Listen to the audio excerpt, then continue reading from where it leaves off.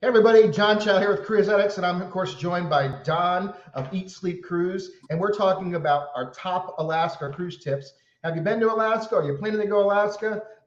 For me, I can actually say, and I know a lot of crew members have said it as well, it is the top place to cruise around the world, and I can't wait to go back. I've taken only one cruise, but I want to go back ever since. And I know Don's done more. And good afternoon, Don. I guess good evening. I'm lost today. Good afternoon, John. I'm not in Alaska. I wish I was. You're not? I'm not. But yes, so good evening. Hi, everyone. Yes, Alaska. I can't wait to talk about it. I love Alaska. So as John mentioned, let us know. Are you planning an Alaska cruise? Maybe you already got one booked. You're doing some research. It's a great place. We've been several times. But so when did you go to Alaska, John? 2003, way back on. It was on the Princess Cruises. It was the Island Princess was new then, and I spent 14 days there. Loved it. Got to see all of the lodges. It was happened to be a press trip. Got to see all the lodges, Princess lodges. Spent a week on land, a cruise tour. Started in Fairbanks, worked all the way down to Valdez, I think it was. Yeah, went to the mountain and everything. Met the ship there, and then worked our way down inside passage cruise to down there. So you did a cruise and a land tour? Yeah. That's the way to do it. I mean, I don't want to get ahead of ourselves, but if you have the vacation funds and the time, doing the land and sea tour, cruise tours, depending on the cruise line, they name it roughly the same thing. That's the way to do it. That's one thing we haven't done. We've been to Alaska 4 times, and I have yet to do a land and sea tour. So that's high on our next time we go there list. And what I want to say was what surprised me. I mean, of course we all love ships, we love cruising, but what surprised me was how honestly what has left me more than anything, the most memorable part of it was the people and the places on land. The land portion was extremely memorable, life-changing, so to speak. The people were just incredible. They all had amazing stories, and a lot of them talked like they were in a foreign land, so to speak, even though it was the United States, of course, but how they had lives in the lower 48 and had left their lives. A lot of people, this was a second part of their life, and were living there. They have a subsistence lifestyle where they live off the land. Natives will trade things for cars, auto repairs. The villages or people work together there. I could go on and on and on, but it's just an incredible experience. And so I highly, highly recommend that everybody do a land portion as long as you can, because of course, and we'll get into this, it can be an expensive trip. Everything about it is more expensive overall, but it is worth it. Yeah, well, we have Cruising is Fun Anytime going on NCL with some vloggers. Wow. That should be fun. I know some vloggers do some cruises, so that would be cool. Well, anyone else going on there? I think, in May, we got Kimberly here is going and with Prince. You mentioned Princess. We've been to Alaska once with Princess. And that trip's right around the corner. So, Kimberly, that should be a lot of fun. Other folks, let us know if you're going. So we can definitely give you some tips. We got someone else on the unfortunately unnamed, unfaced person on Facebook is going in August. So we got some people planning a couple of years in advance, some people going in a couple months to Alaska. So we got a little bit of everything, John. So you already mentioned a couple things. So I don't know where to start. You mentioned budgeting. Should we start there maybe? Yeah, well, do you want to go on the list that we have here or no? We go wherever we want. This is our life. Right? We can go where folks want to go. I guess the first question that you're going to be asked is when? When is the best time to go to Alaska? And that is true. Well, when did you go? What month? Do you remember? I'd have to think. I think it was July. It was late July because I remember the fire week was coming up, and it usually happens in late July. Okay. So Yeah. So folks know July is kind of right in the middle of the Alaska cruise season. It runs typically April. Used to be May, but now cruise lines are getting there even mid-April, early April, and it runs all the way through end of September. Some again squeezing into October. So July is like dead in the middle. So great weather. Yeah. Hopefully you're still there, Don. Don's stuck with a funny face there. He might have had a connection issue, but hopefully he'll be back here. But what he was saying was the season runs from April. You still there, Don?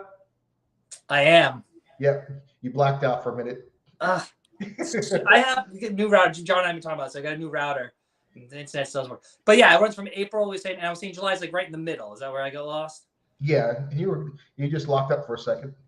Yeah.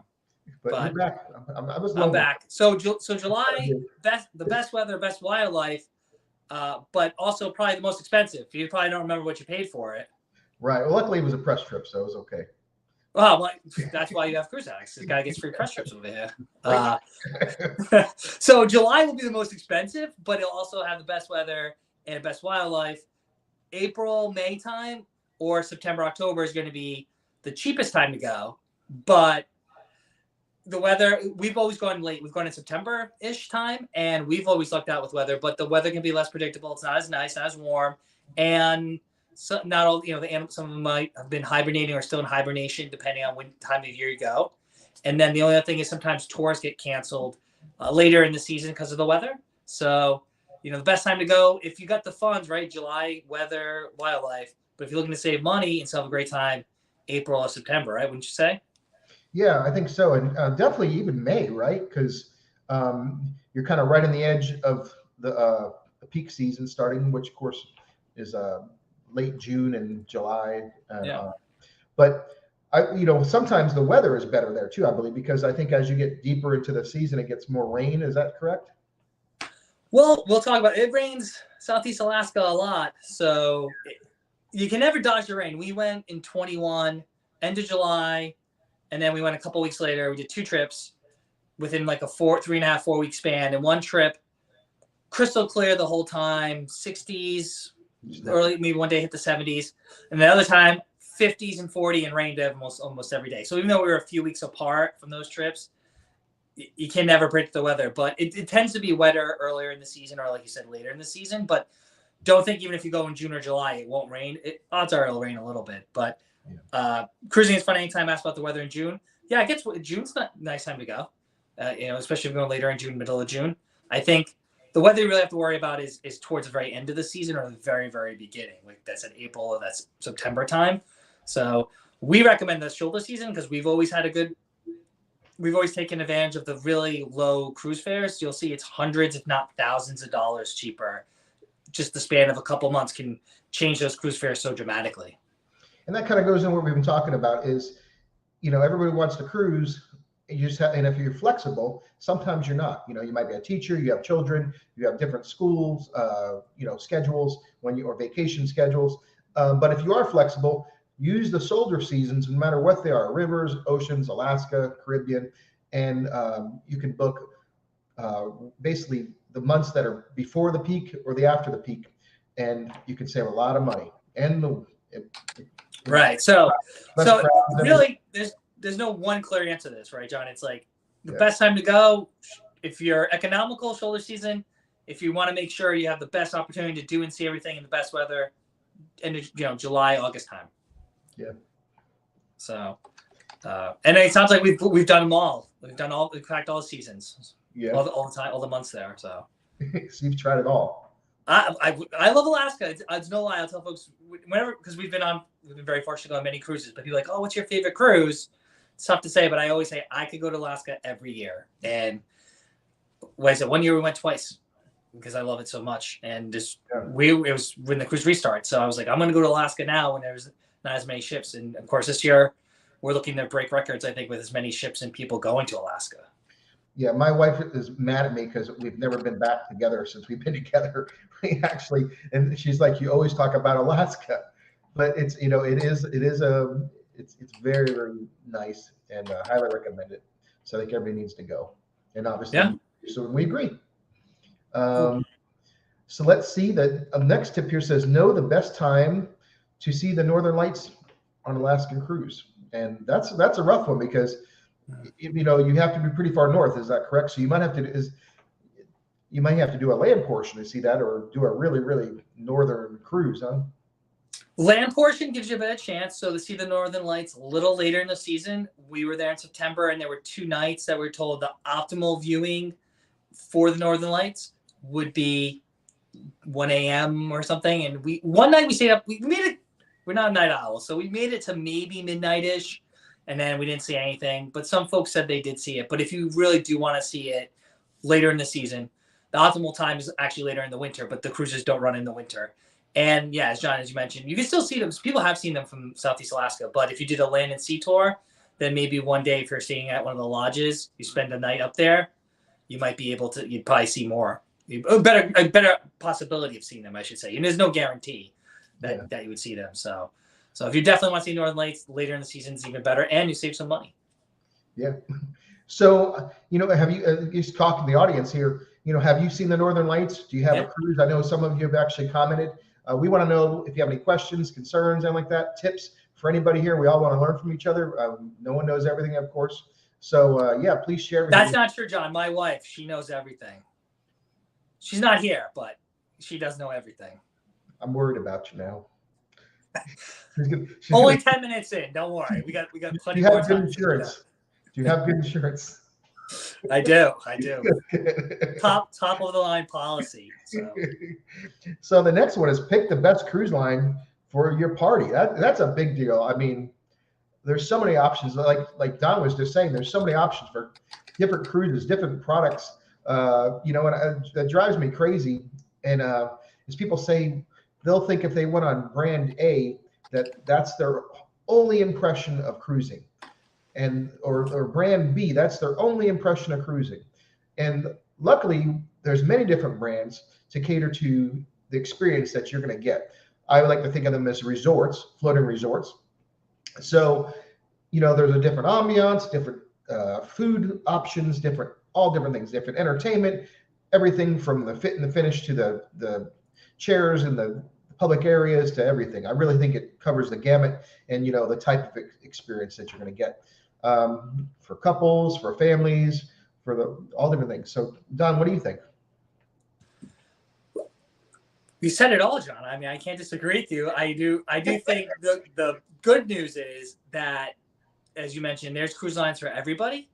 And almost every major cruise line has at least one ship in the region. Even Disney, for those Disney fans out there, has Disney Wonder in the region. But many cruise lines have at least a couple of ships. So whether you want a small ship, we're mega ship enthusiasts, so we tend to sail on some of the world's largest ships. There's some in Alaska too. I think the largest, you can't get the world's the Oasis class can't fit, and I should say obviously for folks, the Oasis class, the largest class of ship in the world, that can't fit in Alaska, but Royal Caribbean has Ovation of the Seas, which is part of its Quantum class, still over 160,000 gross tons, thousands of passengers. But there's also like Windstar Cruises, which has sailing yachts that only hold 300 people, and we've sailed them not in Alaska but in other regions, and it's a much different experience. So there's everything in between. I know a lot of Viking folks. John's got one of the great Viking groups on Facebook. Viking has an ocean ship in there. Those ships hold just under 1,000 people, 900 and change.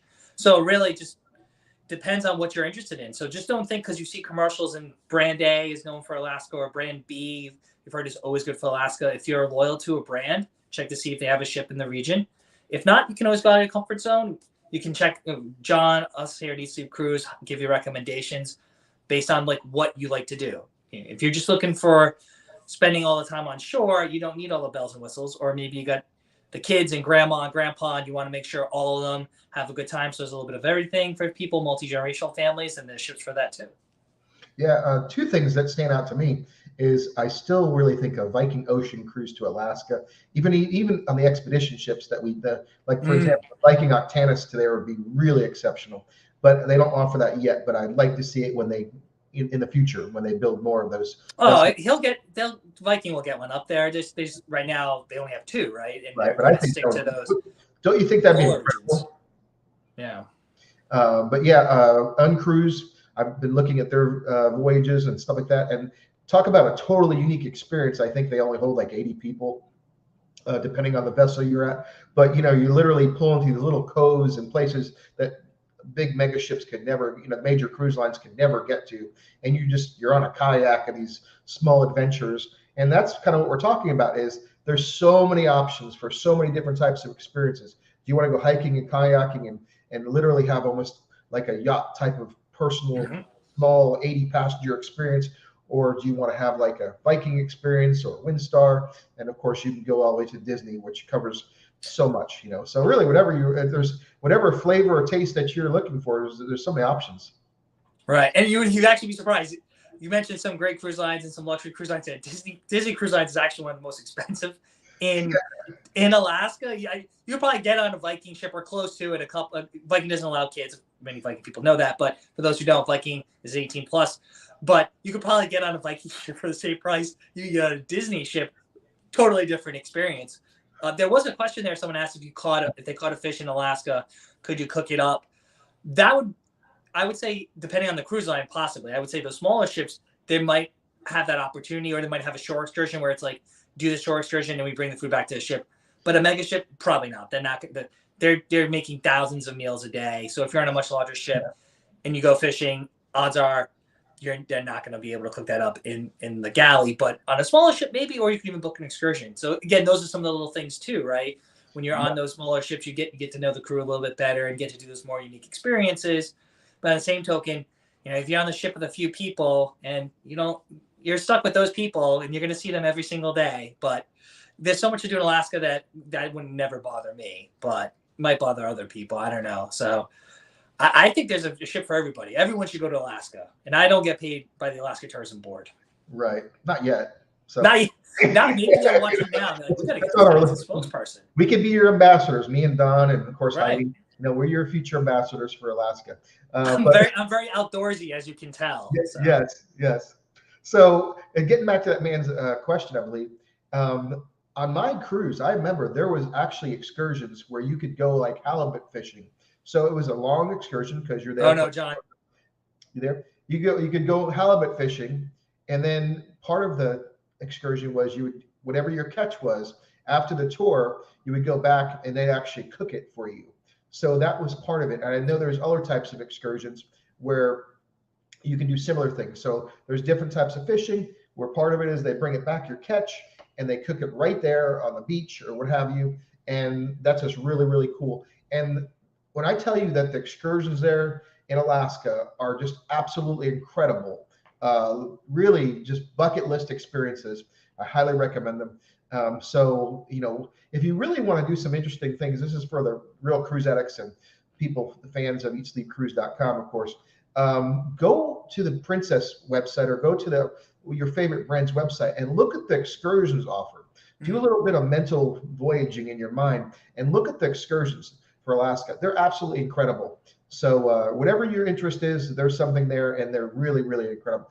Taking a helicopter ride over glaciers, landing on a glacier, and we did that. If you like horses, you can take these draft horses and go up practically a slope that's almost like a mountain, trail riding, just incredible. Of course, fishing, food, whatever it might be, just really, really dog sleds. If you love dogs, you can see these dogs love to run. They absolutely want to do it and how they train year round. They actually pull an ATV. Really incredible. That's how they train in the off season. That's crazy. You get to meet like Iditarod winners, and team. It's just fascinating, and the people are just really, really lovely and incredible. And like I said, they all have a story how because living there is not easy. It's once the summer season goes, which is very short, it's a hard life, but they love it and they share that life experience with you.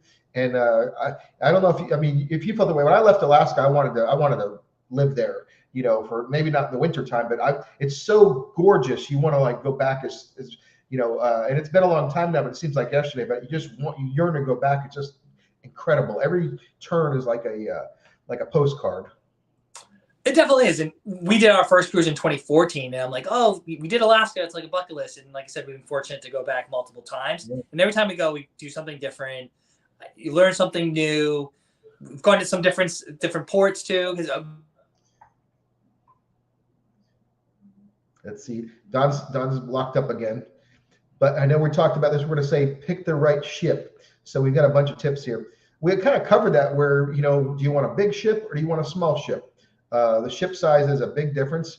If you're on there with thousands of people, or like we talked about, a smaller vessel with 80 people, it kind of goes back to welcome back. I'm calling not to be named cable company when we get done with this, because they literally sent us a brand new router and it's in my room and my internet cannot hold one live for more than 5 minutes. But I was going to say, I know you've moved on to picking the right cruise ship. Right. So I was talking a little more about shore excursions, but let's just plug on through because. Oh, please do. We can go back. No. I just was going to say the one thing you mentioned, the shore excursions. One of the tips is to book your shore excursions early because. Oh yeah. They're so yeah, you can fly over, float planes through the fjords or on glaciers, but there's only a limited number of spots for some of those really big ticket items, and they're expensive, but people book them up pretty quickly. Yeah, if you want to fly a helicopter, if you want to be on a certain train, there's so many things, and there's only so much space. And some days, for example, there could be more ships than other days. So you don't know when you book that cruise necessarily how busy that port on that day is going to be where that excursion is being held. So that's why you need to book early, because there's only so many spots. If it's a busy day, it could be even less. So yeah, it's always very important nowadays. So let's see. Yeah. I guess pick the best Alaska cruise itinerary for you. And I know we kind of started talking about that, how I had done a land tour. It started in Fairbanks. A lot of times they go north and south. I've seen some really cool ones where you could leave from San Francisco, which is kind of cool because you don't need a passport. And then you go up to Alaska, and I guess you still do but I guess not. It's closed. Well, that's always a point of contention. Do you need a passport to cruise Alaska? Technically, you don't if it's closed loop, right? If it ends and begins in the same port, same U.S. port, but you may be restricted from doing stuff because if you go into Canada, some tours will go into Canada, whether it's a land tour or a shore excursion, and we did the White Pass Rail, and it goes into Canada, and we did like a combo tour. They literally asked to see your passport, so you need the passport to actually do that shore excursion, even though that. Yep. Yeah. So hopefully he'll be back here. John's having Wi-Fi issues, so we'll wait a second for him to come back. Let's see if there's any questions. Here it comes. Here comes Don. Let's see. There he is. I shut the Wi-Fi. I'm on 5G. If 5G works better in my house, then we got problems. But so you did a one-way. You said southbound or northbound? I missed it. Yeah, it started in Fairbanks. So Fairbanks, and then we spent a week of different cruise tour. Went to the different lodges. Went to Denali, Mount McKinley, all the different lodges. Some we visited for the day, and then we took a cruise from like Valdez area down to Canada. Yeah, so it was really cool. Full inside pass. So we've only done round trips. So we've done round trips from Seattle, which my recommendation is if you're new to cruising. So if you want that real Alaska experience, like John said, those one-way itineraries that are either what we say northbound, so usually from Vancouver, that goes up to Whittier or Seward, Alaska. And then you can do it reverse, southbound from there down. Those are great. You can do you said the land and sea tours. But if you're new to cruising, I would say that you should probably try to do a round trip itinerary. And I think the round trip from Seattle is great, but there's also a round trip from Vancouver.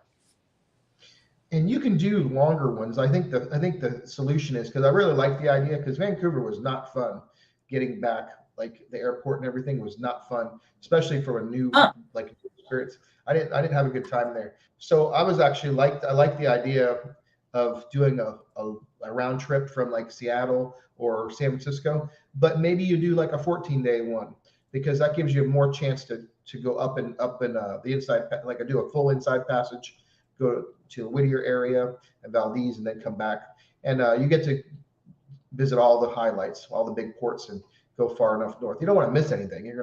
How often do you get to go to Alaska, right? Yes and no, right? Oh, thanks, Kimberly. I'm going to try. Kimberly has a tip for my Wi-Fi issues. That's why I love the cruising community. We're all here to help each other. Yes, if you have the time, but we've also found, first of all, doing all that, especially the way cruise fares are. We talked about this when John and I do our lives every other Wednesday. Like cruise fares are just crazy right now, and Alaska is no exception. It's their fares have gone up maybe more than the typical fares of 30 to 50%. But regardless, if you have the funds, then yeah, spend weeks there. But at least the round trip Alaska, you still get a flavor for it, and I think it's a little more reasonable, and it's easier. Like you said, it's easier to get to Seattle, Washington for most people. Yeah. But that's not to say that that's the best. I'm not saying that's the best for everyone. I'm just saying if you've never cruised before, or you want something that's a little bit easier with a little bit more options, Seattle's probably has the most ship sailing from it too. So you have more ships to choose from. It's 7-day round trip from the U.S., so it's closed loop, and you still get to experience a lot of Alaska, in my opinion. And then if you have the time like John did years ago, you can do 2 weeks there. I'm jealous. Yeah, it's awesome. I'd still be there if they let me. You still what? I would still be there if they let me. It was so nice. Yeah, I know. We talked about shore excursion real quick. Donna's saying she already booked her shore excursion for the train. I'm assuming in Skagway, the White Rail Pass. That's the number one. I think it's the number one Alaska cruise. At least that's how they used to always advertise, right? It's the number one tour in Alaska. Did you do the train? No, I think I did a helicopter. Well, excuse me. In Skagway, you took a helicopter ride in Skagway? I think so. Okay. I mean, you can take them anywhere. I mean, the ports are they're not far from each other. It's been a while. It's been a while. And then we had another comment here. I agree. This goes to itineraries. That only certain lines go to Glacier Bay. That's another thing. Did you guys stop in Glacier Bay? Yeah, I was in Glacier Bay. And the cool thing, and I'm going to brag here for a minute, just because me and Don are talking. Only a minute? You've been bragging for the last 27. But go ahead, continue. We're here. We love you. Okay, bragging moment is it was the first time I was able to go to the bridge of a ship, and it happened to be in Glacier Bay as the captain was turning the ship in Glacier Bay. I'm done. Mic drop. Boop. That's impressive. You said it was on Princess, right? Yeah, it was absolutely incredible. The Island Princess. I've got a picture. Really, that was a highlight. Really, really incredible. I mean, really, really awesome. So yeah, from Meg on YouTube.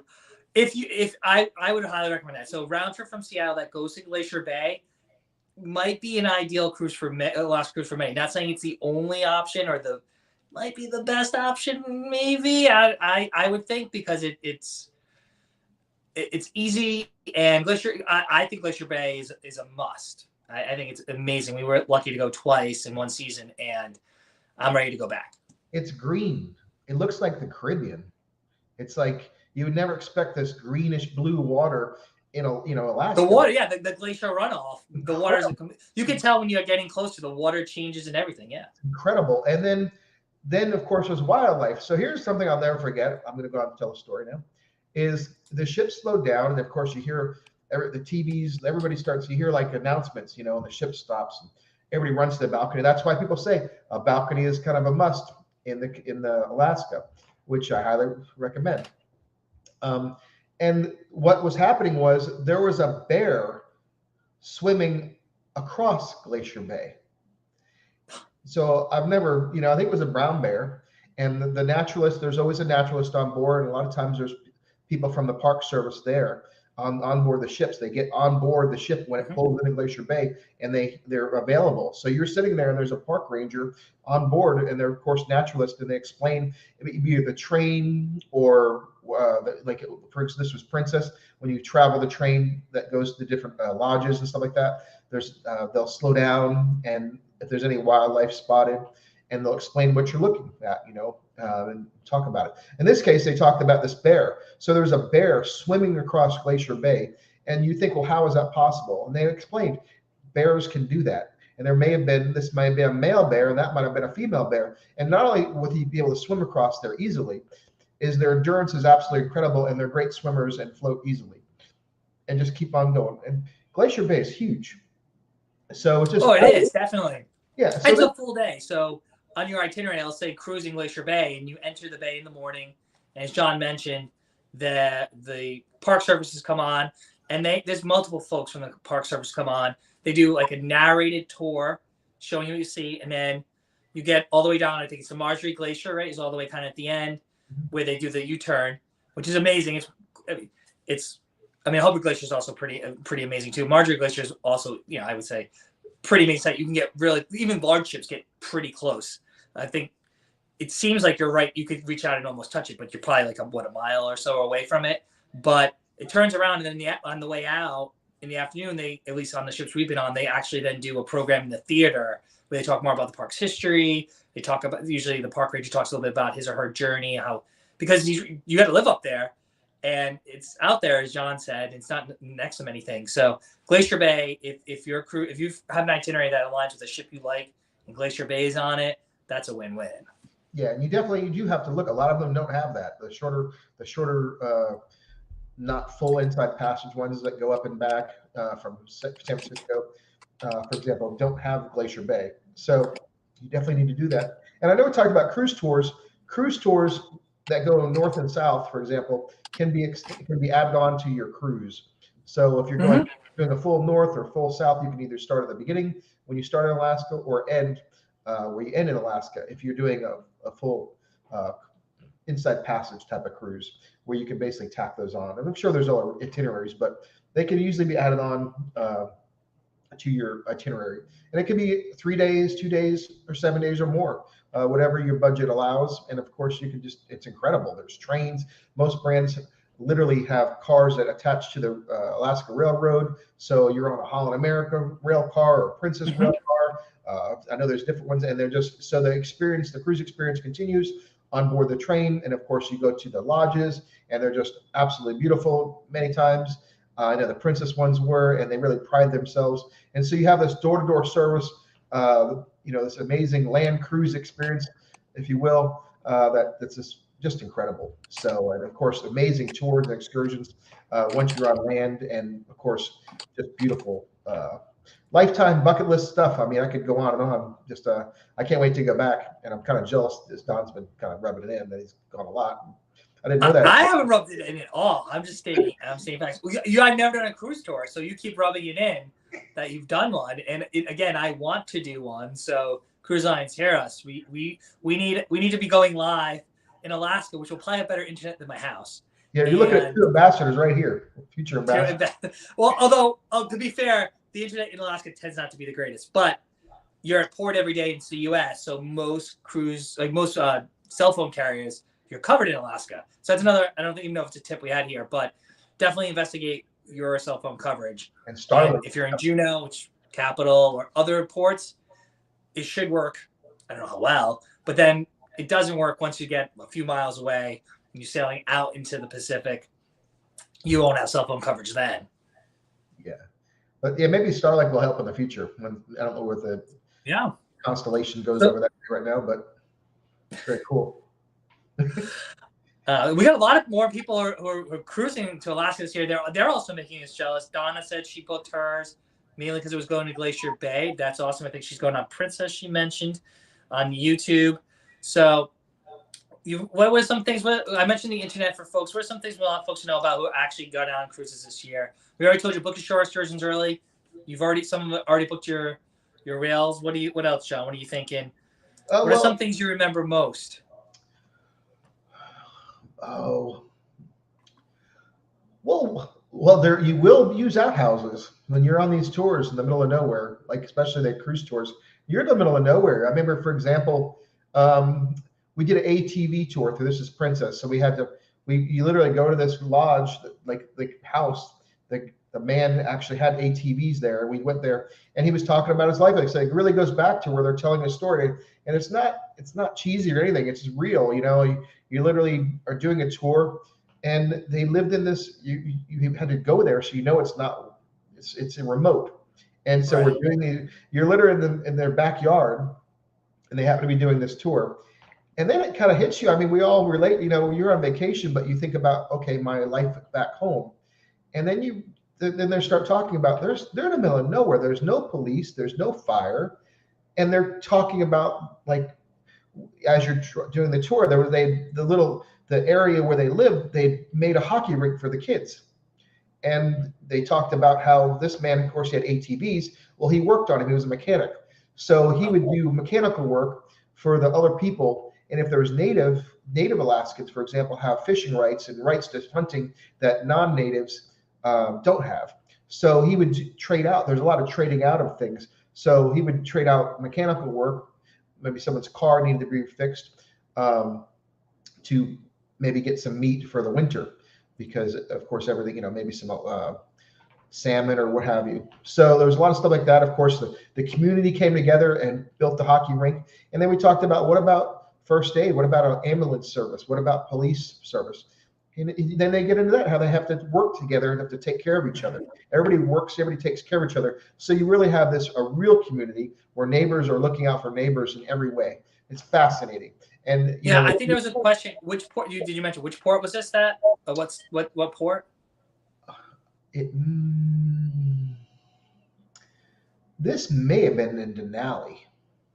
Denali. Okay. So that was part of the cruise tour. I think it was a cruise tour. Part of the cruise tour. Yeah. So good.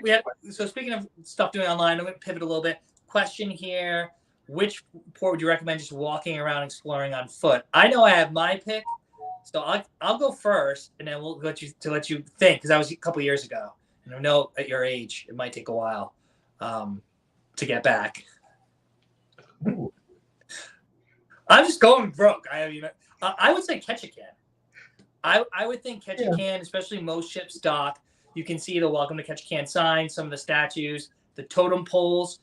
There's some outside town that you can take buses to, but there's a few totem poles there. There's the famous Creek Street, which has its own unique history. I don't want to say too much about it, but you can learn a little bit more about that, how the salmon swim upstream, and so do the sailors, or so do the workers there. I think Ketchikan's really most of the cities are walkable. Juneau's walkable, Skagway's walkable, but I think there's other really cool things to do. And Ketchikan's got cool things too, don't get me wrong.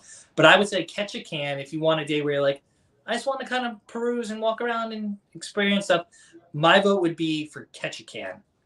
What do you think, John? Yeah, I think that, I can't deny that. So my first choice would be Ketchikan. Since I've only gone one time, a lot of times, just like any cruising, you get picked up and you go and you get carried away, to a destination. Or, for example, we did a lot of pretty extreme type of excursions, so that take up a lot of time. So I didn't get the chance to walk around too much, to do some things like, just like any port, even in the Caribbean, where you get busy on an extended tour, especially some of the bigger tours like I'm talking about with Alaska. I didn't get a chance to kind of do a lot of exploring on my own, but I definitely know Ketchikan is definitely walkable. And I can't wait to go back. I want to see all these places again, because there's so much to do. And like I said, we were really fortunate to do some really cool bucket list things that took a lot of time. So, but yeah, I want to do the little things too. That's what makes it, you get to know a destination. So, and of course the sites are just incredible. It's just breathtaking. Yeah, and most of the ports are there full days. Depending on your schedule, sometimes there will be a half day if you're doing a certain fjord to go look at glaciers. Maybe you have to leave early from either Juneau or sometimes even Ketchikan. But if you're, depending on your itinerary, you might be there full day. So you can do something in the morning. Like if you're in Juneau, you can go to the Mendenhall Glacier National Park and you can do some of the trails there, or just check out it's beautiful to see, or do something, come back, and then you can walk the downtown Juneau area, get something to eat. Skagway, besides the train and some other tours, I like to call it this is where I'm going. I'm going road tonight. I don't know. I must have too much caffeine. Skagway is really nice, but it's also kind of Disneyland-like. I don't know if you recall. It's kind of, they lean heavily into the Gold Rush era and what the things are, but not many of the buildings are actually original. They're more reconstructions, or they might be original buildings, but heavily modified and updated. So the city is really, the town, or whatever I guess you call the town, is really small, and a lot of it's all just tourism and all built around that one era in Alaska, whereas the others are cities where people live. No one really lives in Skagway. They're all there for seasonal. They're all seasonal workers, right? So that one train's cool, or other tours there. But then the other cities, you can do a half-day tour and then still enjoy the afternoon, downtown Juneau or Ketchikan, and some of the other ports like Icy Strait Point, or even Sitka. There's other things to do there too. So any of the ports are great, but I would just, in the first place, would be like, We just walked around Ketchikan last time we were there, and we had a great time. And then we've done bear watching there. Did an amazing bear watching tour that was like right outside of town, and saw some bears like catch in the wild, catching salmon and stuff. Is crazy. And I know people have always said like Sitka, it wasn't always available on, at least back then. It was one of those places, kind of like we talked about with Glacier Bay. You have to find an itinerary where that's on, and I'm not sure if that's still prevalent, but people love Sitka. Like it's just one of the incredible places. There's a lot of Greek Orthodox, Russian Orthodox churches there, I think, with the spiral tops. Really, really cool things. But people really, really liked it because it was very quaint and preserved. And I think that kind of goes back to what you were talking about. I was surprised in some of what you're talking about, some of the ports that were commercialized, where they looked like the old, is that Ketchikan or Skagway, where it has like the red onion? I'm trying to remember. Is that what it is? Is that Skagway? Yeah, where you walk up and there's like a diamond. The Red Dog Saloon is Juneau, and then Red Onion is Skagway, which easy to confuse them. But yeah, I might be wrong too. But it kind of looked like a mining town, but then like you turn to the right and it's the Diamonds International. And it's like, it just ruined it for me. I'm like, this isn't St. Thomas. I don't need t-shirts, I'm not, because it looks, you want an authentic thing. And I really do think that that's exactly what goes back to what I was talking about, that we've kind of had here, is the cruise tour with real Alaska, real Denali, Mount McKinley, when you're in the wilderness in the heartland of Alaska, when you're even in Fairbanks, it's real deal. There's no Diamonds International or t-shirts. You're going to meet real Alaskan, you do real cool things. Now the ports are just as complimentary because once you get away from that shopping zone, but yeah, it's really, really cool. So I highly recommend the cruise tour part just because you'll really get to see the heart of Alaska. That's what they call it. So the cruise tour. If I take away one thing for tonight is that, John, you love that cruise tour. So we're going to just keep rubbing it. Being on the bridge. Is this complicated? Yeah, the bridge was really, I didn't even know she put the banner saying your cruise tour. I'm going to find out you're getting some kickbacks from the cruise tour people over there. I'm a future ambassador for Alaska. You're a future ambassador. We got a question on YouTube about fishing excursions. I'm not a big game fisherman. I know they offer them. I don't know. I've never taken one, nor do I know if they're good. They also have the... Yeah, they do. That's what I was talking about. They definitely have fishing excursions. I mean, I just don't know if they're good. I'm just saying I can't rate them or give any personal experience, but they definitely have them. Yeah. I mean, they're probably incredible, and you get to catch. Usually you get to go fishing, and you get to you fish in the morning. You go out in the morning, fish, and then you bring back your catch, and they cook it right there for you. Like the base at the camp or whatever. Yeah, at the camp. It's all in the excursion. You're not going to bring back to the ship. I'm sure they wouldn't do that. So. Yeah. Not normally. Well, they also have the deadliest catch. They also have like some of the crab boats and things like that too in there. I want to say, is that in Ketchikan? It might be in a couple of different ports. I can't remember which port has that excursion. So if you're into sport fishing or anything like that, then Alaska is definitely a great place for you to do some of those types of excursions. Yeah, no, I want to do that because I wasn't even around back in the day. Back in 2003, we didn't have stuff like that here. Sorry. It's almost like the gold rush. You're just looking back to that. Yeah. So, but as you both said, we're having fun. We love cruising. We love talking to you and answering your questions. Or if we don't know the answer, John can make one up. Right. And just again, you can tell we both really love going to Alaska. And someone's at, let's see, we've answered a couple other questions, I think, too. We've answered most of them we talked a lot about shore excursions. I would say, too, most of the cruise lines have the same shore excursions the private providers do. It's hit or miss. Sometimes you'll contact, like, whether it's a helicopter tour or maybe a fishing charter. And if you tell them you're coming on the cruise, you're like, oh, well, you can't book directly with us. That's not all of them. I'm just saying if you're doing some investigations, there are other websites, or you can contact.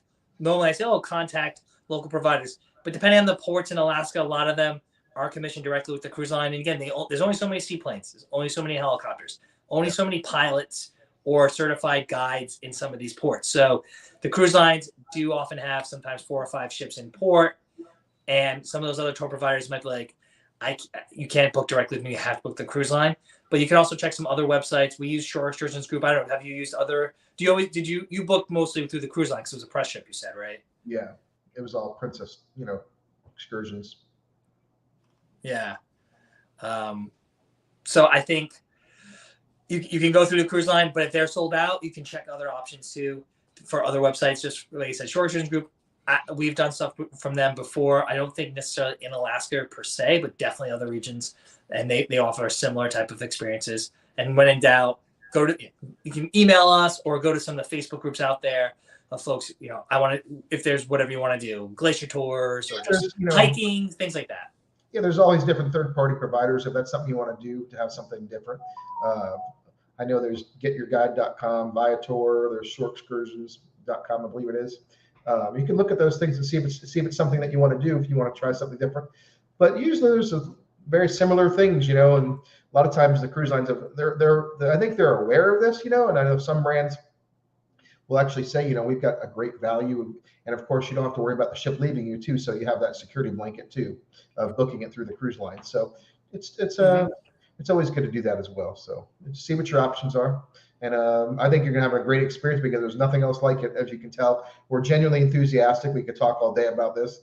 I could just talk all day, but specifically about Alaska cruises too as well. We haven't even talked. We said, well, if we get really, we can start talking about gravy, because we're both Italian. So we Well, that's what Alaska's not known for its towel. It's known for its salmon, right, and for its king crab legs and all that other stuff. But those do go well with gravy. I mean, it's not. I'm not going to lie. And that seafood would go.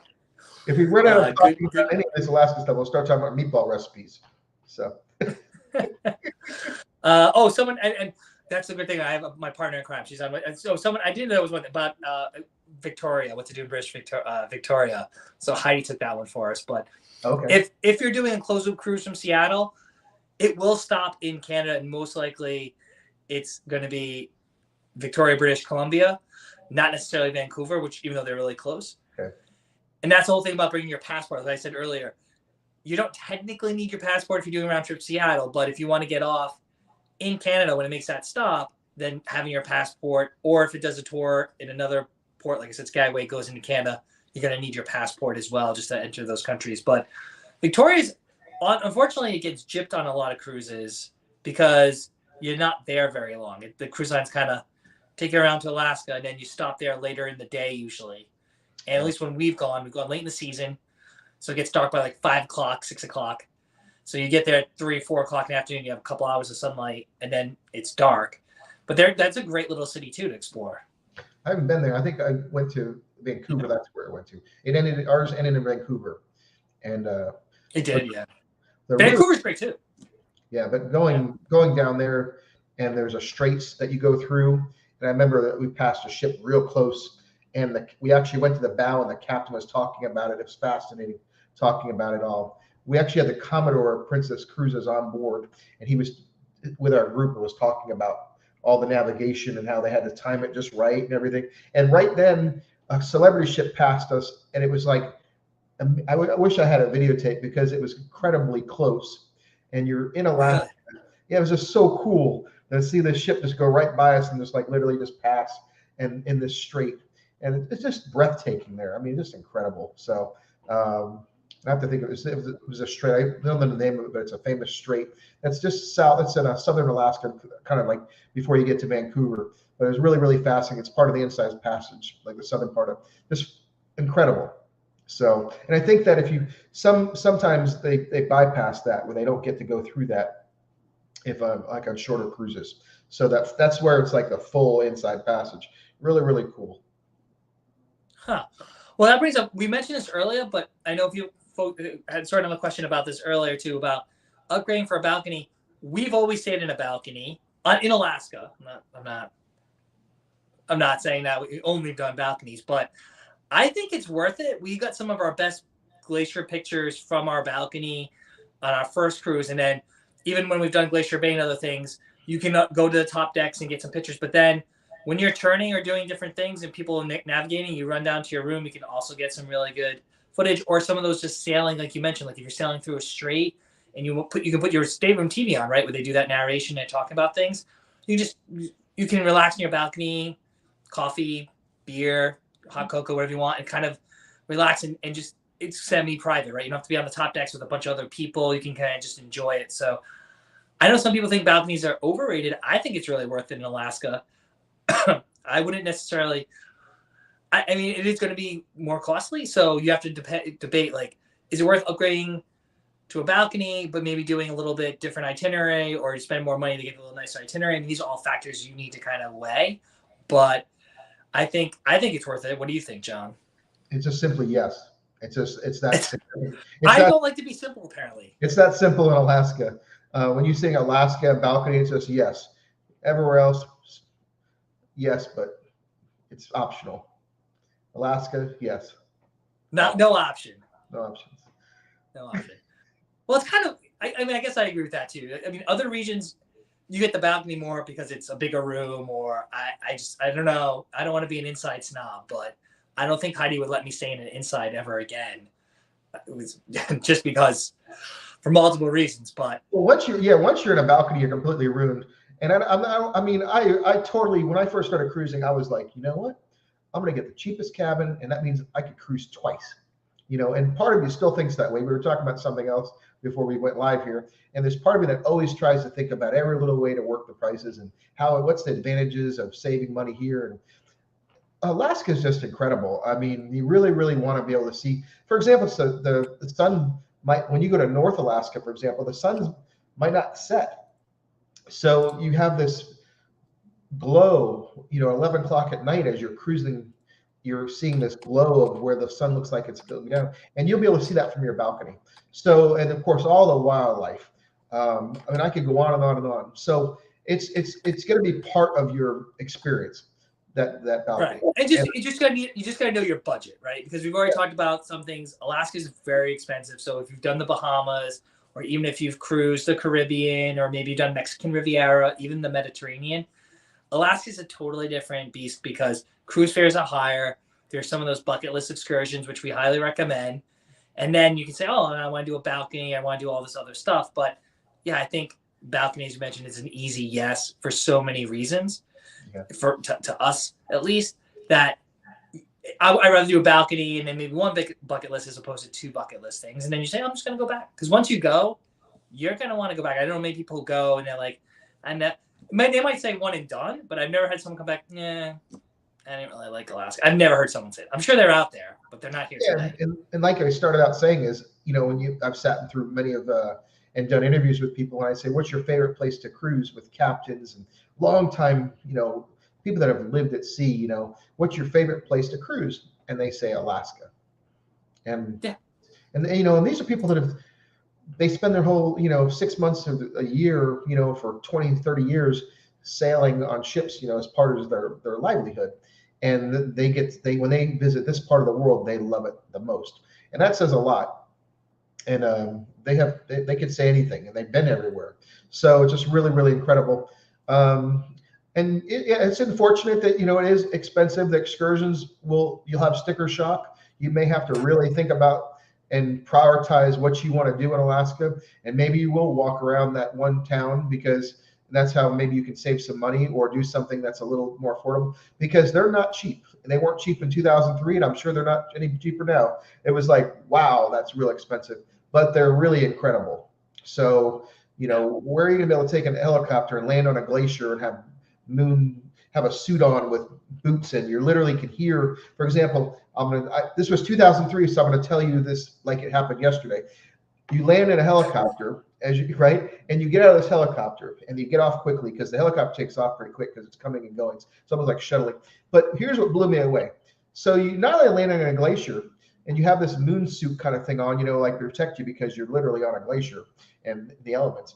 But when you get off the helicopter, you hear water running, and it's like almost like a stream. Creek. You're right. Yeah. Right. And what is that? And then you realize, oh, you're at a river of ice, which is a glacier, and the water is melting underneath it, and it's running underneath your feet. And if you find a crevasse, you may be able to see some of that water. Absolutely. You want to feel like tingles that you're alive, that just the life experience blows you away. And I haven't forgotten about it. Like, it happened yesterday, and here I am just relaying it to you. So I hope that shows you some excitement. Just absolutely incredible. It does have this moonscape feeling. And before you know it, as you explore, the helicopter comes back down, you get on, and it whisks you away, and you feel like you're in an elevator rising above, and you have the scenic view of Alaska and the mountains and the waterways and the port, just blows you away. Is it expensive? Yeah. Is it worth it? Yeah. Here I am 20 years later, and I'm thinking about it. So pretty cool. I mean, I have no problem spending money on travel. I don't buy expensive cars and obviously expensive clothes. Yeah, do it. Or expensive internet, because mine doesn't work half the time. But I think that I've never been disappointed on some of those big ticket ones.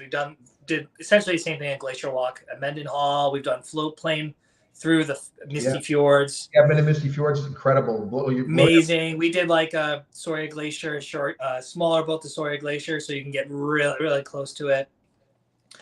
Never balked at the prices, but you just need to save. You need to be conscious of it. So if you're cruising now and you're booking excursions, great. I think someone earlier said they're looking to book in 25. Put a little. I would say no one saves money in jars anymore, but set up an account, digital account in whatever you use, a Venmo or whatever you use in your bank, and just start saving money for it, because they're $600-$700 now. In a couple of years, they'll be $700-$800. I think the sky's the limit, really, in some of those tours. Like the dog sledding you mentioned, those things are amazing, but they don't run all the time, especially early or late in the season, because it's too wet, right? The dogs have to go to other training camps. So if you go in July, there's only that's one we've never gotten. That's one thing we want to do. So it's still on the list. We've never done the Itinerary just because when we've gone, it's already been too late in the season for it. Yeah. There's so many cool things, and I think what Don's saying is it's going to cost you a little bit more, but it's so worth it. There's not a lot of things. Sometimes travel is, well, is it worth it? Yeah, it's really worth it. So try to put some money aside. It's not a highly affordable vacation, but it's a great vacation, and it's a great experience. And we've been trying to bring our family there with something that's on our big list to do, because we want to experience it as a family, to share that with everyone.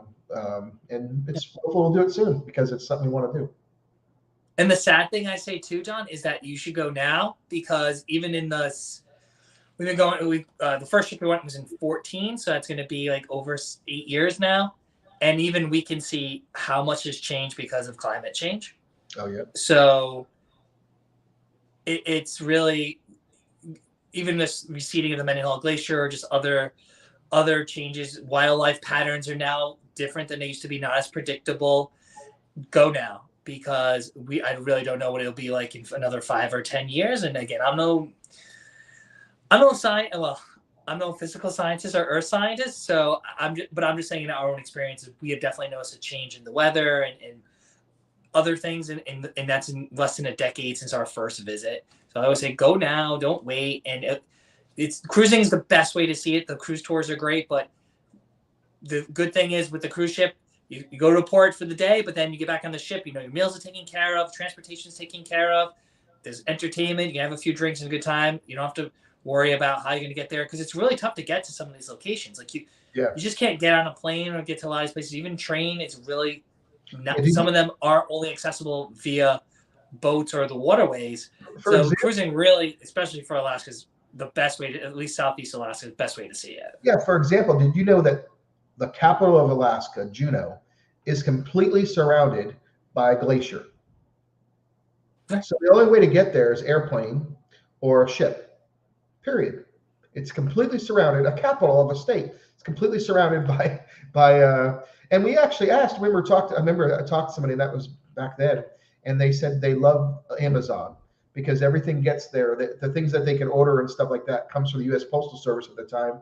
And that was their link to the outside world, because the goods and services are really expensive there, where it has to be brought by plane or ship. So, getting it delivered by the Postal Service keeps it more affordable. So that's how they get from a lot of the luxuries, So really, really cool. But who would have thought that they'd have a capital that's completely enclosed by a glacier? I mean, and of course, I don't know. I don't know. And of course, while we're talking about facts, there's more private pilots in Alaska than any other place, because it's so hard to be transport, to get around. You have to, the best way to get around these massive, a true wilderness is by airplane, especially like a glacier locked city, major city, Juneau. you'd have to fly in or fly out easy. So that's why there's more private pilots there than anywhere. Pretty incredible. And float planes and misty fjords and a lot of float planes and stuff like that. Really, really cool. It's just a neat place. I really could talk. We're talking about it for a while now, but really amazing. We can talk a whole another hour. We've been talking an hour about Alaska. Yeah, so great. I hope our enthusiasm passed through. I mean, really, really love it there. But of course, more questions are coming in. Great. Let us know on Facebook or on YouTube. And if we don't answer your question or don't get to it tonight, you can always reach out to us at Eat Sleep Cruise all over social media. Of course, at Cruise Addicts all over social media. But I think I know we're about an hour. You should go down. Should we tell them what the most important Alaska cruise tip is we have? Sure. What do we know what it is? No, I'm just kidding. The most important is to pack layers. Right. I think, and we'll be honest, the first time we went to Alaska, we way overpacked. We're bringing like giant winter coats and like all of this gear. And then I realized when you do some of those excursions, like you mentioned, they give you like the coat to go on the glacier because you're not, even your nice winter coat, whether it's like North Face or LLB or something, like isn't going to be the quality of coat you need to be on top of a glacier. We didn't know that, right? We bring in boots, all this stuff. And it's like, we didn't really need that. But what you do need are multiple layers because the weather changes, the weather patterns. It can go from like 30 to 40 degrees in the morning to 60 in the same day, right? So you could wake up for a glacier viewing, and it's like literally freezing outside. And then by 2 o'clock in the afternoon, it's 60 degrees out. So in July, there were people in the pool in Alaska. Right? There was no clouds. We had beautiful weather, and people were in the pool. And you're thinking, oh, it's cold. It's like, no, it's beautiful. And so, but then again, it can change quickly. And that's just part of that world that time. And it is known for its rain. So that, for example, a lot of times they sell like light rain jackets, just something to keep the water off you, maybe a little hood, nothing heavy, but just light layer, take it off, put something on. And packable, like lightwear, like in honor of Alaskan, wearing this 3/4 lightweight, non-branded,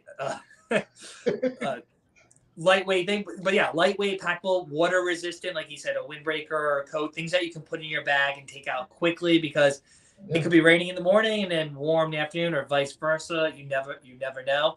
And you don't want things that are too bulky because you want to be able to put in your day bag. And like I said, you don't really need giant coats and things like that. At least in our experience, we've never really needed those things. We have a couple different layers, medium to thinner layers. That's probably all you need. If you're a skier, you probably already have gear like that. Or if you do a lot of outdoors type stuff, you might have some of those layers. But as John mentioned, you also should pack your bathing suit because the outdoor pools will be open. Hot tubs are always open. People love those hot tubs. But many cruise ships too also have indoor solariums or indoor pools. Right. Many of the ships, like Hal and Princess, for example, many of them have indoor pools who go to Alaska. So you can. It's always pool time when it's indoors, right? Yeah, and they send the cruise lines they obviously built these ships that have those solariums or those roofs that close, and the pools, they'll warm the pools up a lot of times too. So you have this nice warmed pool or heated pool. It closes the top or opens depending on the weather, and you can have this resort pool experience.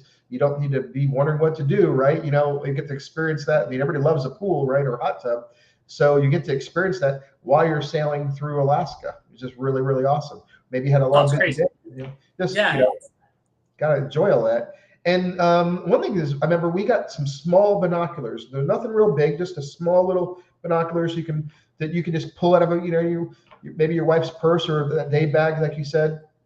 You can sit there and just, you want to get a closer look up, maybe a bear or some wildlife that's not too far away. I don't think it should be something too big, but just nice enough to get a close-up view of some stuff because you're going to see a lot of things, and that you might not ever get a chance to see again. Maybe there's some dolphins in the water or whales or what have you. Really, really incredible. And like Don said too, we did some river rafting, and you had to put a whole different garb on. It was a major thing where we were surprised because you don't know you're going to do a lot of this stuff, but you had to take off your shoes and put boots on and a whole suit on and layers, because if you fall in the water, the river was glacier fed. And you would perish pretty quickly because you don't realize it just looks like a river to you. Well, it's not in Florida or wherever you might be. It's actually way up there. And it's glacier fed. It's super, super cold. So if you were to fall out of that riverboat, you could be significant. So, and a lot of other places, like I said, they provide those things, and it'll tell you in the excursions a lot of times too, beforehand. You don't need to worry about it. Yeah. So, and that's a good point too. Also, with packing, again, layers, number one tip, but also what are the excursions you're doing? So folks talked about walking. If you're doing a lot of walking, tours, or hiking, then you should probably pack some hiking boots or shoes that you use. Odds are, if you want to do that in Alaska, you probably already have some of that gear.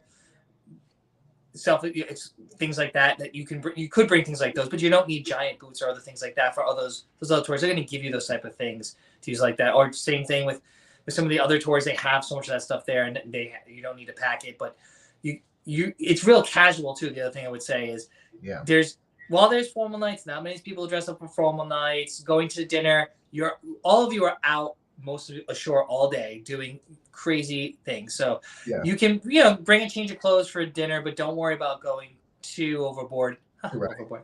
Getting too dressed up. The cruises are definitely more casual. They're a little bit more laid back because you're really there for the destination. It's not really a big party scene either. I'm pretty sure you could have assumed that too, but it's just a little bit different atmosphere than if you've been on Caribbean or Bahamas cruises when it comes to some of those things. But there's, of course, still photographers. There are still formal nights, but I think you can have maybe take it down a little bit, a notch, because everyone's in the same kind of situation where they're just tired and they're doing things and they're like, oh well, you go to dinner and you hear like, what did you guys do today? Oh, I did a glacier. Oh, what did you guys do? Oh, I did a hike, or I went bear watching. It just you're having a totally different experience, right? Yeah, and of course I remember we had a big cookout right on the top deck, and of course there was all these amazing delicacies from Alaska. So might have moose or sausage, deer, or what I'm trying to say. I'm trying to think of all the different things. I don't mess it up, but I don't know. They really served moose. I don't know, man. I don't know. I don't know, man. Moose. I'm just going to try to keep you honest here. I'm not saying they don't serve that, but I don't think they do. So, but you know what it would go good with moose? Gravy. So there you go.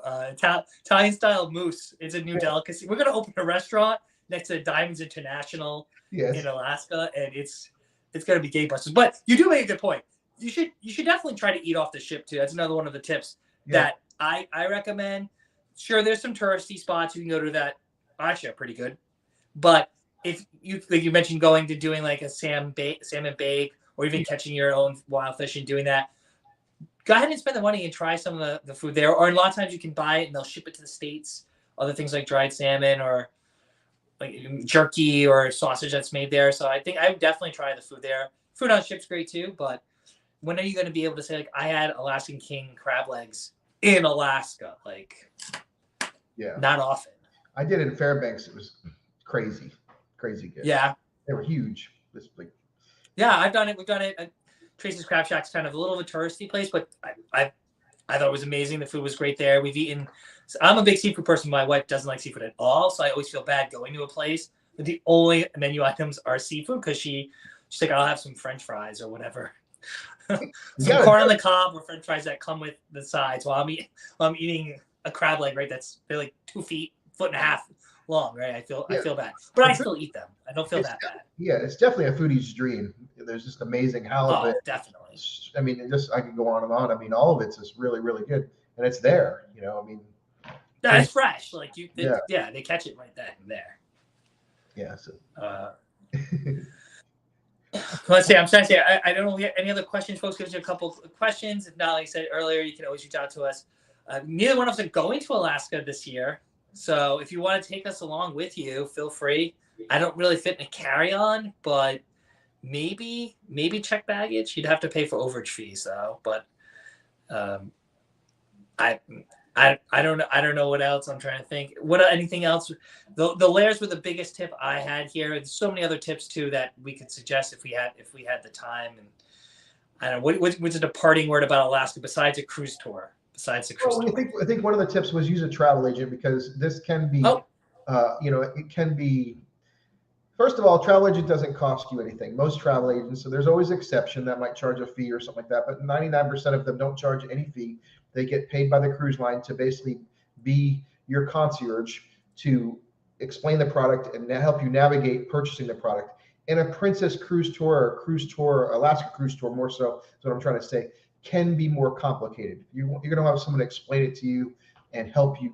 It's a major purchase. It's going to be a major purchase. Like we said, it's like kind of like going, I would equate it to maybe going to like a European type of vacation, a European cruise, where you need to understand where you're going and what you're going to be doing there and why or why not you should or shouldn't purchase certain tours or do certain things, or maybe you should, and that's what I'm trying to say is it would be nice to have a great expert to help hold your hand and make that purchase and explain it to you and the benefits of it all. I can't agree more. We always use a travel agent, even though we've been on plenty of cruises, and you definitely want to find a certified travel advisor. Definitely want to talk to someone who's been to Alaska. The other thing too, of course, if you call the cruise lines, they can give you great information, but they're just going to sell you whatever they have. Good travel advisor will let you know the options. Him or her will get to know you and hopefully guide you. We talked about how to pick the right cruise line and the diversity of ships, big and small, that are in Alaska. A good travel advisor will be able, they're just not going to try to sell you the most expensive thing or the most popular thing. They'll really get to give you the options that best suit your needs, because there are so many, from like uncruised adventures, which they clearly are adventures, to something that's a little bit more of a contemporary cruise line, luxury, all in between. So using a travel agent, that's great. And then they usually can save you money, even if it's the same cruise fare. They might give you perks like free gratuities or onboard credit, specialty dining credits or something like that. So usually doesn't cost, like Johnson, doesn't cost you anything, and they give you some more options. So yeah, definitely using a travel agent. And neither one of us are travel agents, so don't worry, we're not trying to tell you I've been called a travel agent a lot though. Like I constantly get called a travel agent, or he's a travel agent. Especially on the I just think you're a cruise tour you're just shelling for the cruise tour industry. Right. But now, let's be honest, a lot of content creators are people here on YouTube or on Facebook. They are travel advisors, and some of them are our friends, and we'll happily refer you to them so they can get the business. But we're not travel advisors. But I think they're super important. Literally just booked a trip for my brother. He's one of my trusted travel advisors that I know knows certain brands pretty well, and worked with him on that. They can't hurt. And the best thing is that they just give you so much more options. And there's someone in your corner in case something goes wrong, right? Yeah. You can always reach out to them like, hey, this is wrong with my reservation, or something happened in the cabin. I thought this happened. They can go to bat for you, whereas if you're working directly with the cruise line, you're the one who has to do all that work. Right. And people constantly, through all the years I've been doing this, people say, how do you get an upgrade? How do you get this? How do you get those perks? We have a group. How do we arrange something for a birthday, or so on and so forth? A travel agent can do all those things for you, and potentially give you perks. That's how you get perks. And one of the benefits, for example, this is over a larger tip, but I'm sure you'll agree, is, for example, you could contact a travel agent. A travel agent could have an existing group that he started a year before, right? And it's going a week that you can go, and then you book that, and all of a sudden it has several different perks, maybe 3 different perks that the group's getting. You can book into it, and all of a sudden you got the best rate that you booked as early as you could, even though you might have booked it later in the year. You still get locked in the rate with that group, and you get a list of perks. So that's the benefit of going with a travel agent. That travel agent, if he's part of a group that can, they might have a collection under that company, for example, that has access to thousands of groups. So it gives you a lot of options, and it gives you access to rooms that aren't available to the general public. So, and the perks that go along with it, because when you have a group, the way the group is sold is through perks. So, and those perks are tailored to that group. So your agent has access, can potentially have access to all those groups and all those potential perks. We talked about shoulder seasons, where it's a little bit before and a little bit after the peak season. Those are a lot of times when those groups are at, because they have a hard time selling those times. Maybe it's the first or the last week of the season, and you can book a group. Not only you get maybe the best rate on an expensive product, but you get perks that are be incredible. A lot of times you can't even buy those perks. Onboard credits. I've seen casino credits. I've seen everything. Robes, dining credits. Amazing internet. I mean, whatever you can think of. The cruise lines a lot of times pass that along as incentives to book those group cruises. They need to fill the ships up. So, and at the end of the day, you get the best rate and all these perks. So Yeah. Really cool. I mean, I'm calling a travel agent. So no, I mean, I don't agree with your group rates. We want folks to know that they're not always available for every you sailing have to shop. On ask our them. first Alaska cruise, we got a group rate with a local provider, and part of the rate it was actually cheaper than the advertised price on Celebrity, we went with Celebrity Cruises, and they gave us a classic drink package. Yeah. Yeah, because that was the group had, and we have a similar deal with Celebrity Beyond. Just happens to be another celebrity ship for our next year, our anniversary, doing something, and we are part of a group, so the rate was lower, but they have like they're all included or whatever they, their cruise fare that already comes with some perks in it. But he was a couple, and he gave us I think like $300 or $400 on board credit. So if you can get a group rate, great. If not, even if it's the same cruise fare, like John said, you're going to get some of those perks, and it's just someone in your bed. So. But that's true for not only Alaska. We always recommend that. So I think that's a good way of saying there are some just good practices for cruising in any region that also apply to Alaska. What we try to focus on tonight with a lot of our tips, of course, was like, here's some ways Alaska cruising is different, and here are some things you should know if you've never cruised, or even if you cruised before in Alaska is somewhere you've never been. It is a little bit different, but still well worth going, right, John? And especially a cruise tour, I heard. Oh yes. So yeah, I hope you've got something out of this tonight as far as we sharing these things. Definitely ask your travel agent about groups, no matter where you're going. Alaska, definitely. I don't think people do that normally, do that? They just say, "Well, we're interested in this," And now, a good agent will look every which way, but if you have to ask, then ask. Yeah. So I don't have one particular travel agent that I endorse. I know you work with some folks, especially for certain brands. Someone asked, what's the best way to find a travel agent? Referrals, I would say, of course.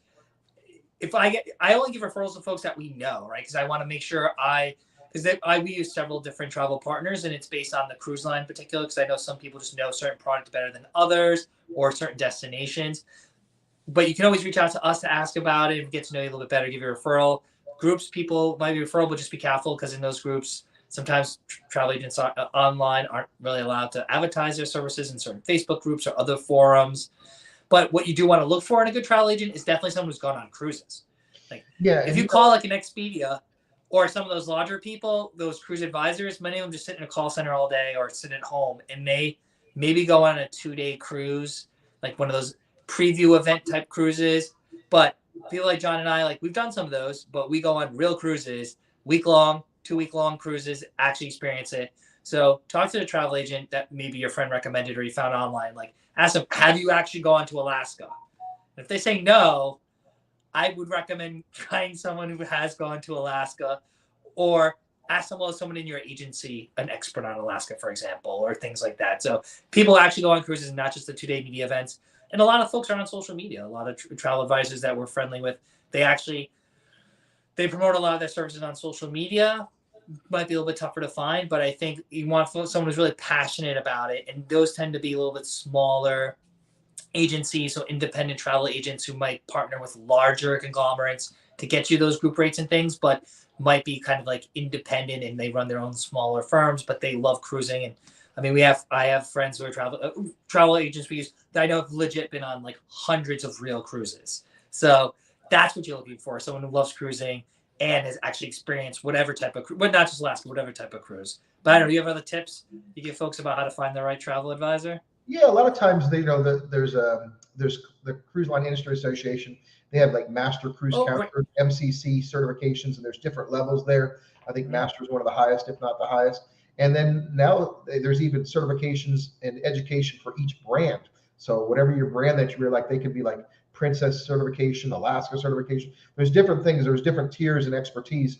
But more importantly, you want to find someone that specializes in cruising, because some travel agents have gotten very specialized. They might specialize in Disney. They might sell a lot of this brand, for example, like Carnival Cruises, but they might not know anything about Alaska with Princess or Holland America or Royal Caribbean, so on and so forth. So there's a lot of specialty things. In a perfect situation, I would find somebody local potentially that you can entrust, maybe that if you're in a bigger city, that you can keep your business local and also build a relationship there where you can maybe even go to a storefront or so on and so forth. Of course, we have relationships with people, and I'd be happy to refer you. But of course, I think it's all about that relationship and everything we talked about, where you can talk about what your future is, the future of travel, and how they can help you. And that's what it's all about. They're providing a service and some mentoring and some hand-holding and someone that you can contact if you ever have a problem. Hopefully you don't, and 99% of the time most people don't, but they can help you navigate those things too. Yeah, and you want, when you have that, talking to someone in a relationship, it's good if you can't do it personally, at least someone you can call that has a number, right? You want, it's just not some blanket like info@travelagent.com. It's an actual person that you have that relationship with. And that we actually, one reason I don't work with actually the person who booked our original Alaska cruise is because they actually became, good for them, so big that they just kind of would send you to whoever, which is fine. But I think you do want to have that relationship. So you feel comfortable picking up the phone and calling, because if something does happen and you contact big box travel agency and you're getting Jane 1 minute and Joe the next, then they're not going to be in your corner because they don't really know your account or know your situation. That's just my own personal experience. I think Johnny said the same thing. But there's a lot of great folks out there that love cruising and do a great job with their clients. I know we could go all night talking about this, but I think ending on that is pretty good. And of course, folks can reach out to us. We can do another one. I think there's still a couple of questions people are asking about Alaska. Alaska cruising's right around the corner. We could do it like a take 2 maybe, or see what other folks asking us, and kind of in the comment section after we can answer those questions as well. Yeah, but thank you for everyone, Brandon and Kimberly, Connie.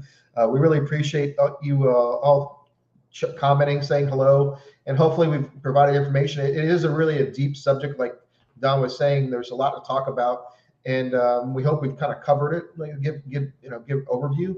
I think the relationship with a travel agent. I know this comes up a lot, especially with the groups.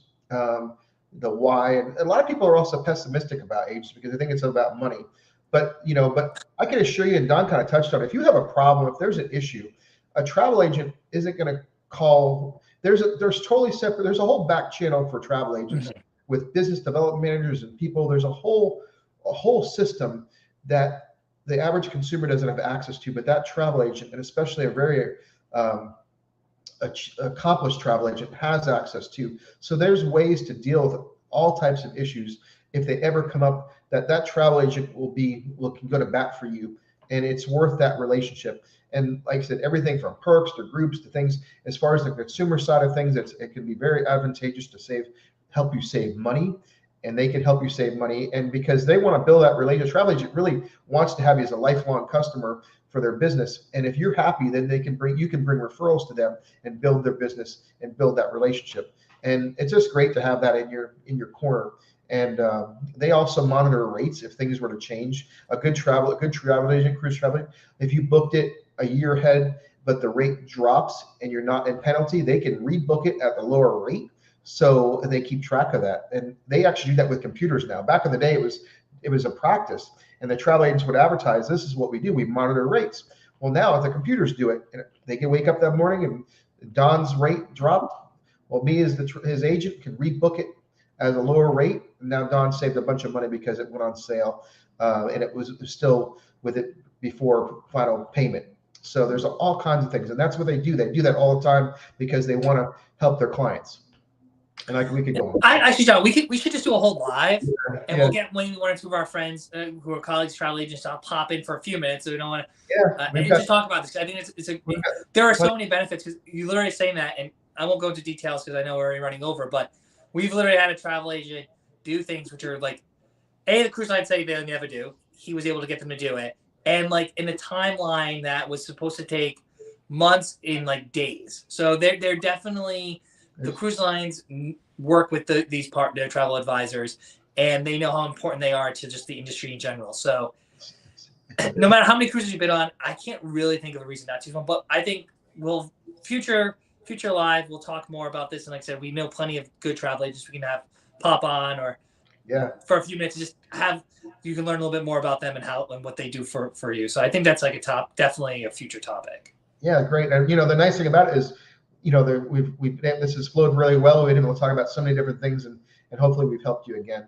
And wow, great time. It's been going a while. We've still got people watching. We really appreciate y'all. And I guess the final thing is we want to make sure that if you did enjoy this, please give us a like, give us a thumbs up, subscribe to our channels. Really appreciate it. Please also leave a comment if you haven't already. We'd love to see the comments. Let us know what you liked and hopefully and what you'd like us to cover potentially in the future. We'll actually look at those comments, and if we need to refer to some expertise, to get an answer, we will, and or find your answer, we will do that as well. And so, go ahead, Don. And we're trying to get these a little bit more regular every other Wednesday. Of course, life gets in the way, but we'll be starting. I'm going to start. John and I are going to start working, figure out how we can post a schedule. That way we can have it on our Facebook or YouTube or somewhere else. That's folks will know. But Wednesday night, 7:30 Eastern. We've been trying to do it every other Wednesday, but we're going to get it out there more so folks can pop in, be part of the conversation. As John said, reach out to us. Let us know what you have questions about. We can definitely talk about them during our lives. And yeah, I'm Don, one half of Eat Sleep Cruise at Eat Sleep Cruise. So follow us all over social, Eat Sleep Cruise everywhere, essentially, here on YouTube, Facebook, Twitter, Instagram, and TikTok. And of course, John, your handles? Yeah, I'm John at cruiseaddicts.com. And you can follow me anywhere at Twitter at Cruise Addicts, also on Facebook. I also have a collection of Facebook groups. And join us. We'd love to have you. Really, really appreciate it. And hopefully you've enjoyed this. Give us a thumbs up. Give us a like. Give us a subscribe. We really appreciate it. And we hope you've had a good evening once this is over. Cool. Yeah. Well, thanks again, John. I'll see you again. Thanks again, everyone. Have a good night. Thanks, Don. Have a good night, everybody.